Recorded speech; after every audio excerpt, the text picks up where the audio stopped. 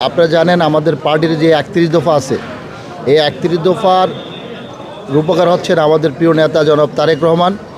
আমরা আমাদের এই ৩১ দফার মাধ্যমে আমরা এক শরীয়তপুরকে ওই ৩১ দফার মধ্যে আধুনিক শরীয়তপুর আছে এবং মডেল শরীয়তপুর আছে।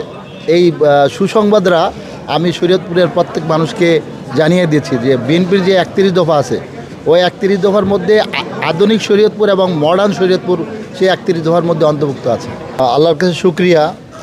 পাশাপাশি আমাদের প্রিয় নেত্রী দেশনেত্রী বেগম খালেদা জিয়া, আমাদের প্রিয় নেতা জনাব তারেক রহমানের প্রতি আমরা এবং বিএনপির শীর্ষ নেতৃবৃন্দের প্রতি আমি ব্যক্তিগতভাবে আমার পরিবারের শরীয়তপুর পরিবারের পক্ষ থেকে আমরা কৃতজ্ঞতা প্রকাশ করছি যে তারা বিএনপি আমাদেরকে শরীয়তপুরের আমার পরিবারের কাছে আমাকে পাঠানোর ভরসা এবং আস্থা পেয়েছেন।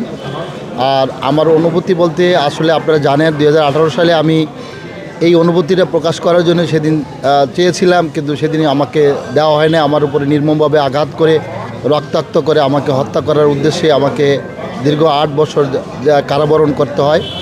আজকের দিনে আমি আমার পরিবারের কাছে এসে এবং আমি আমার শরীয়তপুরের নাগরিকদের ভোটারদের কাছে এসে আমি সত্যি বারবার আমি আবেগ আপ্লুত হয়ে যাচ্ছি যে আমার উপরে মানুষ শরীয়তপুরবাসী এবং আমার পরিবার আর পাশাপাশি আমার দল আমার উপরে আস্থা রাখতে পেরেছে। এই জন্য আল্লাহর কাছে আমি শুকরিয়া প্রকাশ করছি।